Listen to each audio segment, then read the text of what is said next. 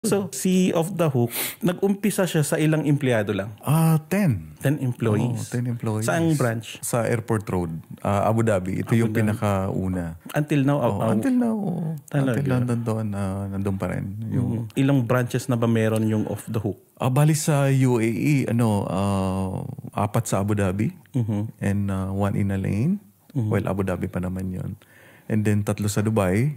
Mayroon sa Ras Al Khaimah, Manar Mall, and then sa Fujairah. Wow. And yung may franchise kami, that is the first time na outside UAE. Saan? Which is yung sa Doha. Doha, Qatar? Wow. Qatar. Yun yung grabe. first, yung franchise namin. So, how do you manage all yung mga branches na yan? Well, I don't believe yung micromanagement eh. Di ba? You have to put someone na you think na makakatulong doon sa mag-expand or mag-ano sa negosyo, no? Kasi kung i-micromanage natin lahat, parang yung focus mo, like for example for me, I consider myself as parang business dev eh.